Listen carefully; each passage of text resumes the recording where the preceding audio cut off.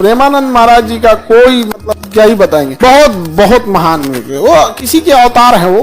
कोई कोई मानव इतने महान हो जाते हैं कि सब मानव तो ऐसा नहीं हो गया। यहाँ पे तो बहुत अच्छे हैं, बहुत। आप मिले हैं, हम उनको कई बार हम मिले हैं। मेरे पे FIR हुआ था तो हम वृंदावन में बैठे थे। महाभारत के युद्ध जिताने वाले के शरण में चला जाए। तो हम तो वहाँ 3 दिन तक बैठे थे। दुनिया में है मगर दुनिया के तरफदार नहीं, बाजार में जरूर है मगर। बिल्कुल बिल्कुल प्रेमानंद महाराज जी का कोई मतलब क्या ही बताएंगे। बहुत बहुत महान हुए वो, किसी के अवतार है वो। कभी कभी होते हैं कि मतलब कभी मानव में आज के समय में भी कभी कभी कोई व्यक्ति इतने महान हो जाते हैं कि इंसान को संदेह होने लगता है कि मानव तो ऐसा नहीं होगा। कोई कोई मानव इतने महान हो जाते हैं कि सब मानव तो ऐसा नहीं होगा। यहाँ पे तो बहुत अच्छे हैं, बहुत आगे बढ़े। आप मिले हैं, हम उनको कई बार हम मेरे पे FIR हुआ था तो हम वृंदावन में बैठे थे। मेरे पे FIR हो गया था ना, तो समझे में नहीं आया। अब भाई छोट मोट देखो, एक कोई नॉर्मल आदमी FIR कर दे तो समझ में आता है। सरकार जब FIR करती है, आपका स्टेट जब FIR करता है, भयंकर बात हो जाता है। नॉर्मल आदमी FIR करता है, नॉर्मल आदमी से हम लोग का झगड़े नहीं होता, भाई तुम ही ठीक रहो। लेकिन जब भयंकर हो जाता है, 3-4 को कर दिया सब, हम क्या करें? तो हम कहें कि ये यहां से नहीं होगा। तब महाभारत के युद्ध जिताने वाले के शरण में चला जाए। वहां वृंदावन में बैठे थे, केला वगैरह कुछ ले लेते थे। वहां के जो बंदर वंदर रहते थे बड़े, वो सब किसी को परेशान नहीं करते हैं, लेकिन सामान छीन लेते हैं सब। फिर कुछ दीजिएगा तो लौटा दें।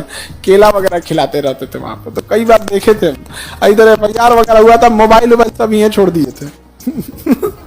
मोबाइल से पुलिस ट्रेस कर लेती है ना, कहाँ है, आइए ट्रेस कीजिए। कुछ है ये नहीं था, ना मोबाइल था ना कुछ। वृंदावन में बैठल थे तो बहुत शांति वाला जगह है वृंदावन। आप में मतलब हम तो वहां 3 दिन तक बैठे थे आराम से। वहां सुबह सुबह कचौड़ी वगैरह सादा भोजन मिलेगा वहां, और सब्जी उब्जी बड़ा नॉर्मल उसकी क्या नाम है, वो कौन सा होता है, पेठा वगैरह के। हमको तो उतना बुझाता नहीं है सब्जी उब्जी में। खाना बनाने वाला आदमी रहे तब न जाने। वहां बड़ी शांति का जगह है। भिक्षुक बनेंगे क्या आप भी? सही है जी, उतना झमेला नहीं है यहाँ पे। सच बताते हैं कभी कभी। सबसे खराब हमको कब लगता है ना, कि जब हम कभी भी हम अपने लिए अगर लड़ना रहता ना, तो हम आज भी फीस बढ़ा सकते थे, सब कुछ कर सकते थे। लड़ाई लड़ते हैं तुम लोग के लिए। और सबसे तकलीफ कब लगता है, जब शिक्षकों को भी सब लोग को एक साथ मिलकर ये बात कहना चाहिए कि हम लोग अपनी फीस कम कर रहे हैं और गवर्नमेंट भी GST 18% हटा दे।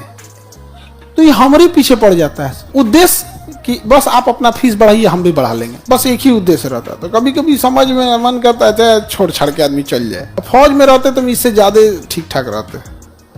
सही में बहुत अजीब लगता है कि उस चीज को आप काम कीजिए जो आपको थोड़ा भी पसंद नहीं है।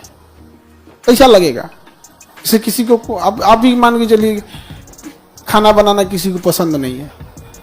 हल्ला कर दो कि भैया, कह दो कि ताज होटल में खाना यही बनाएगा, तो एगो तो उसको पसंद नहीं है, और उस पे बात आ जाएगी कि भैया रेपुटेशन का बात है, ताज होटल में बना रहा है तुम, तो उसको मनाना भी मन से है, इच्छा भी नहीं है। जो हमरे वही है, हमको तो कोई इच्छा नहीं रहता है पढ़ाने का, लेकिन पढ़ाना भी है। उम्मीद भी लगा रहता है बच्चों को। वो भी कहता है सर आप पढ़ाते तो याद हो जाता है, दिक्कत नहीं होता है। यहाँ पे बड़ी झमेला वाला टाइप होता है, अजीब नहीं समझ में आ गया। जैसे बाजार में खड़ा हो जाए कोई और खरीदार ना हो, कैसा लगेगा? दुनिया में है मगर दुनिया के तरफदार नहीं, बाजार में जरूर है मगर खरीदार नहीं। ये लोग एक सही टाइम पे निकल गए लोग। ये लोग अभी के समय में दुनिया खतरनाक हो गई है।